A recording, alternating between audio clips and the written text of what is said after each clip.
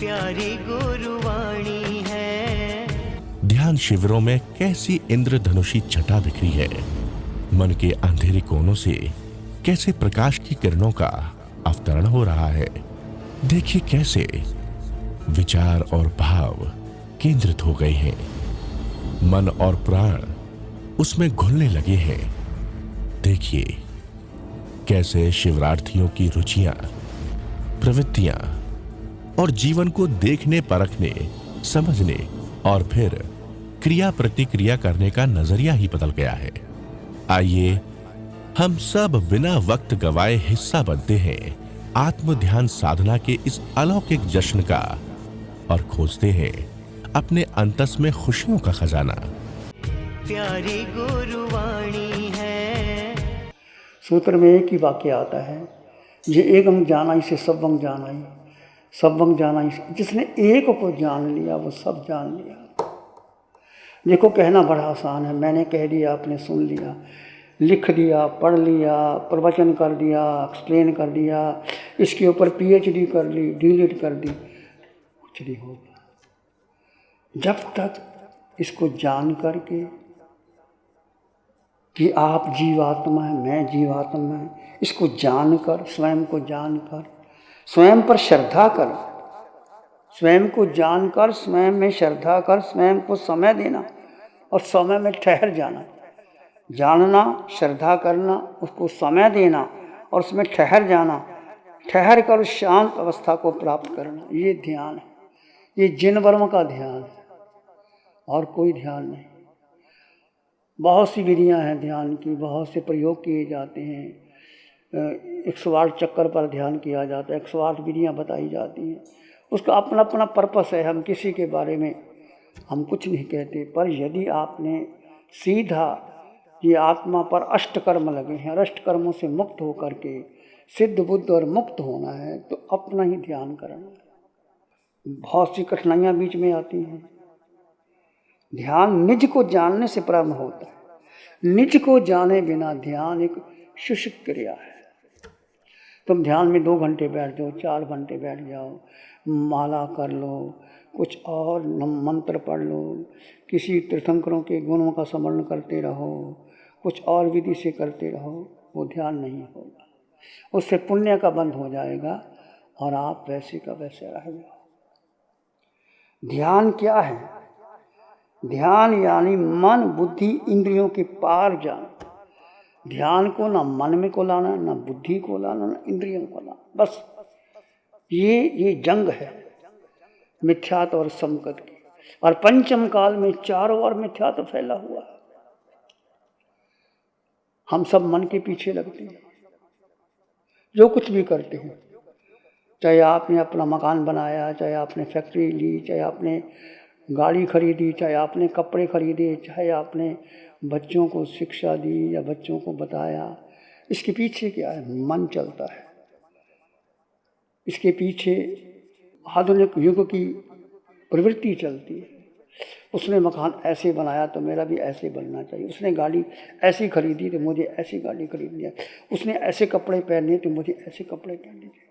उसने गोल्ड की रिंग ली, डायमंड की रिंग ली तो मेरे पास भी गोल्ड और डायमंड की रिंग होनी चाहिए। ये संसार है। क्या फ़र्क पड़ता है? डायमंड पहन लो, ऐसे कपड़े पहन लो, किसी बड़ी कोठी में ले लो। भगवान पूर्णिया श्रावक की उपमा देते हैं, जिसके पास एक झोंपड़ी थी, जिसकी कुल संपत्ति 10-12 आने की संपत्ति, 10-12 आने की संपत्ति, और किसी संत ने पारसमणि से उसके घर गए। वो पता लगा होगा कि ऐसे कोई श्रावक हैं जो निष्प्रिय हैं, जो बहुत शुद्ध हैं, जो किसी से कुछ भी नहीं लेते। तो संत गए तो कहते उसकी पत्नी को बोला, मैंने कहानी सुनाई है पहले भी, कि लाओ कुछ आपके पास पड़ी हो। संत, यहाँ तो कुछ है ही नहीं, एक तवा है, रोटी बनाते हैं, खा लेते हैं, कोई अतिथि आ जाए उसको दे देते हैं। कितना सीधा साधा जीवन, कैसे वो आजीविका जीते थे। कोई महल नहीं था, झोंपड़ी थी, अलग कमरे नहीं थे, कुछ नहीं था। देखो जीवन में जब धर्म आता है सब बदल जाता है। तो संत ने कहा था तवाई ले आओ, तवा ले आई, पारसमणि लगड़ी, तवा सोने का हो गया। पत्नी खुश हो गई, बुढ़िया घर में आया, ये क्या, ये तवा कहाँ से लाई हो? ये तवा भाई पुराना तवा है, पारस मनी कोई संत आए थे, उनको खुश हो गए, उन्होंने दे दी। तवा तो हमारा है ही नहीं, हम क्या करेंगे तवे का? अच्छा क्या करना है? कहते 3 दिन उन्होंने भूखे रहे, कमाई की, उस कमाई से जो पैसे आए उसका तवा खरीदा लोहे का, फिर रोटी बनाई। कैसा ईमानदार जीवन! कुछ कुछ लोगों का जीवन ऐसा होता है। ऐसे भारत के राष्ट्रपति अब्दुल कलाम और लाल बहादुर शास्त्री कहते हैं कि कई बार मैंने सुनाया है आपको, 2 धोती फटी हुई, 2 कुर्ते और धोती, और प्राइम मिनिस्टर की शपथ होनी थी। पत्नी ने कहा धोती तो खरीद लो, क्या करना, इससे काम चल जाएगा। मेरे किसान लोग जिनके पास एक ही धोती है कि नहीं, गांधी को देख लो। गांधी ने स्वच्छता का उपयोग दिया कि स्वच्छ रहना चाहिए, कपड़े अच्छे पहनने चाहिए। तो एक गरीब माँ वो कस्तूरबा के पास गई कि गांधी जी ठीक कहते हैं, पर मेरे पास तो धोती भी नहीं है, एक ही धोती है, और उसको मैं कमरा बंद कर लेती हूँ, उसको धोती हूँ, सुखा लेती, उसी को पहन लेती, मेरे पास धोती।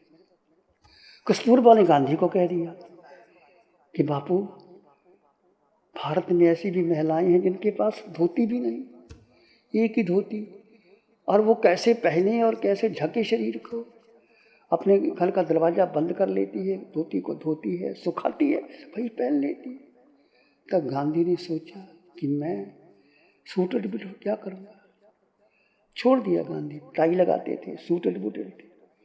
जब भारत की मेरी माँ बहन कि उनके पास तन ढकने के लिए एक साड़ी भी नहीं है, धोती भी नहीं, तो मैं आज लंगोटी पहन ली और ऊपर एक चल। गांधी का जीवन देखो कैसा जीवन था। आज आदर्श हमारे लिए, धन से आदर्श नहीं होता, अधिक दिखावे से कुछ नहीं होता, जीवन का भीतर रूपांतरण कैसा है। महत्वपूर्ण बात, अब्दुल कलाम को देखो, कहते हैं वो मुसलमान थे, पर मुसलमान से बढ़कर देश की रक्षा की उन्होंने सब कुछ न्यौछावर कर दिया। उन्होंने देश के लिए, समाज के लिए, परिवार के लिए वो श्रावक थे। धन था, देश के लिए था, समाज के लिए था। तो आज हम ध्यान के बारे में चर्चा कर रहे हैं। ध्यान क्या है? पहली बात मान लो, जान लो। बार बार भगवान चोट देते हैं, हम आपको बार बार कहते हैं ध्यान शिविर करो, और आप करोगे हमें कोई लाभ नहीं, हम करेंगे आपको लाभ नहीं। क्यों? ये पंचम काल में ये मन फिसल जाता है, बुद्धि उल्टी हो जाती है, इंद्रियां घुमा देती हैं, मिथ्यात्व का जोर है चारों ओर। भगवान की वाणी चोट करती है, चोट करती है, चोट करती है। फिर आकर के आपको शुद्ध वीर्य का पता चलता है। फिर करते हो, फिर मन बदलता है, फिर करते हो, फिर मन बदलता है। एक संकल्प के साथ यदि आप आगे बढ़ोगे तो बहुत आगे बढ़ जाओगे। इस साधना को मुझे जीवन पर्यंत अंतिम श्वास श्वास तक करना है। जीवन ने, भगवान ने कहा, एक ही भूल की मैंने और आपने, सबने जन्म जन्म लग गए हमारे, नरकों में गए, पशु बने, मनुष्य बने, देव बने, बस जो मिल गया उसमें सुख मान लिया। देव बन गए, सुखी हो गए, मनुष्य बन गए, राजा महाराजा बन गए, सुखी हो गए। ये सब जड़ का हिस्सा है, जीव का कोई संबंध नहीं। जब भी आपका मान हो, सम्मान हो, धन आए, पैसा आए, जीवन में कर्म तो आते हैं। कई बार कर्म कैसे नाच दिखाते हैं, कई बार निंदा होती है, कई प्रशंसा होती है। कई बार कुछ लोग कहते हैं आप इनसे पार हो करके, निंदा हो, प्रशंसा हो, कुछ हो। मैं जीवात्मा, जीव की निंदा होती नहीं, जीव की प्रशंसा होती नहीं। जीव जीव है और अनंत जीव में मैं एक, तुम एक। ऐसी बात भीतर से बिठा लो, मैं जीवात्मा, बस इतना ही जान लो, मैं जीव। जब इतना जान लिया कि मैं जीव, बाकी सब छोड़ दो। पर हम क्या करते हैं, मैं जीवात्मा कह दिया, आपने कह दिया, फिर संसार को पकड़ लेते, फिर मन हावी हो जाता, फिर बुद्धि निर्णय लेने लग जाती, फिर इंद्रियों के विषय भारी हो जाते हैं, फिर हम आत्मा भूल जाती है, इसमें आ जाती। ये मैंने और आपने एक बार नहीं, पता नहीं अनंत बार किया कि कितनी बार किया।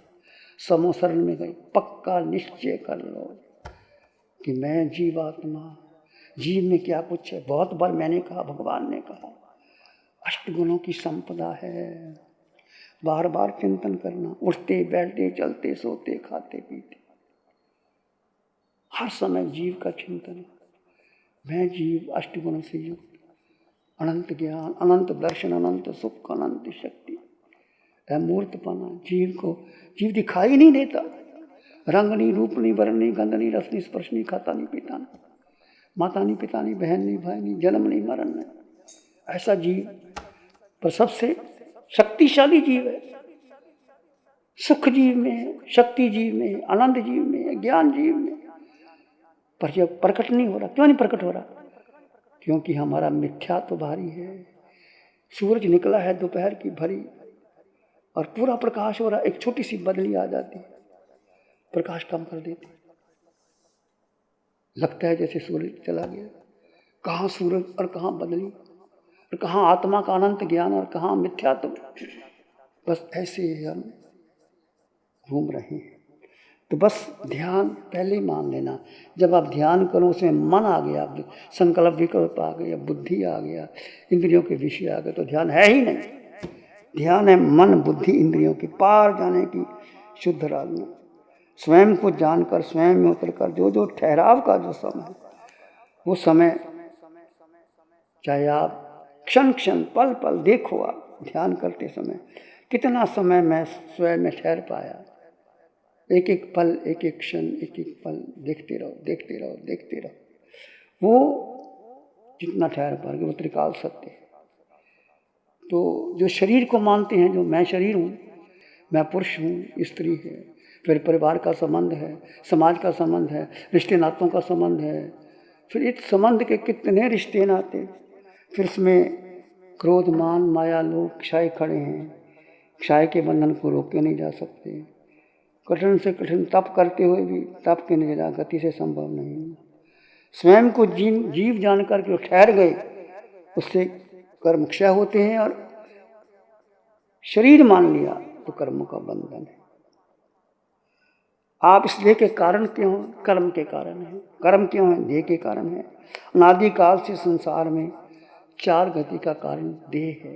बार बार भगवान कहते पिंड पर आया है। जब मेरा पिंड पर आया है तो आपका पिंड भी पर आया है। जब मैं अपने पिंड से राग करता हूँ या किसी के पिंड से राग करता हूँ तो ये मेरा मोह है और आपका भी मोह है। जहाँ मोह है वहाँ संसार खड़ा है।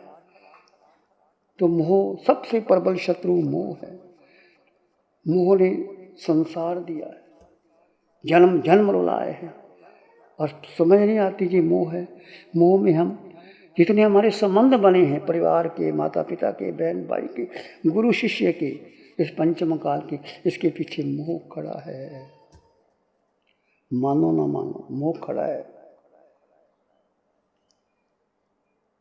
संसार को पार करने के लिए, सिद्धशिला में जाने के लिए, अपनी चार गति का अंत करने के लिए, हे आत्मन, भगवान कहते हैं अनिवार्य है स्वयं को जानो। स्वयं को जानना, ये हड्डी मांस रक्त का जो शरीर है, इसको नहीं, इसके भीतर जो चेतना है, सिर के सिरे से पांव के अंगूठे तक उस निराकार है, वो शुद्ध है। उस सिर के सिरे से पांव के अंगूठे तक उसको जानना, उसको जीव मानना, वो समकत है। मिथ्या तो संसार का कारण है और समकत मोक्ष का कारण है। तो अब तक संसार में है, इसका मतलब है हमने मिथ्यात्व को महत्व दिया, देह को महत्व दिया। जो जो क्षण देह को, देह का मतलब है कि 3.5 हाथ की काया, ये पुद्गल, जो पुद्गल का अर्थ है गलना, सड़ना, विध्वंस हो जाना, परिवर्तनशील हो। जैसे कुम्हार खेत में जाता है, खदान से मिट्टी लाता है, काटता है, पीटता है, जल उसको फिर घड़े पे लाता है, घड़ा बनता है, पकता है, फिर घड़ा टूट जाता है, फिर मिट्टी लाता है, मिट्टी से घड़ा, घड़े से मिट्टी, ये सब पुद्गल का कारण है। प्यारी गुरुवाणी है। नमो अरिहंतानंद, नमो सिद्धानंद, नमो आयर्यानं नमो वज्रायनं नमो लोए सब साहुनं धम्मो मंगल मुकिठम अहिंसा संयमो तव देवावित्तं नमं संति जस धम्मे श्यामन। श्री चत्तारी मंगलम अरहंता मंगलम सिद्धा मंगलम साहु मंगलम केवली पाणतो धम्मो मंगलम। चत्तारी लोगोत्तम अरहंता लोगोत्तम सिद्धा लोगोत्तम साहु लोगोत्तम केवली पाणतो धम्मो लोगोत्तम। चत्तारी शरणं पवज्जामि अरहन्ते शरणं पवज्जामि सिद्धे शरणं पवज्जामि साहु शरणं पवज्जामि केवली पाणतं धम्मं शरणं पवज्जामि। चारे शरण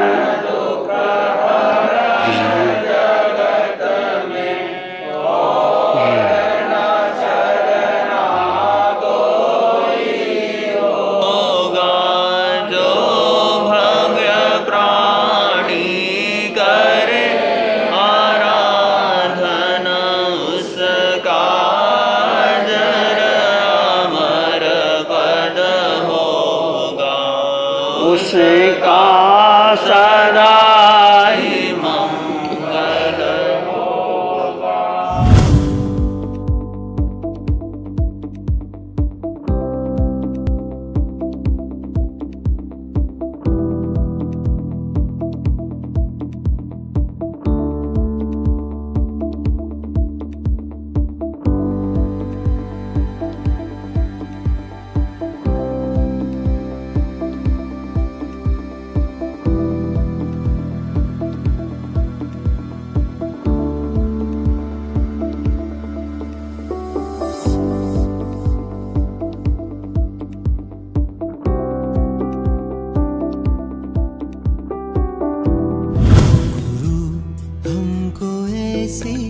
कृपा दृष्टि दे।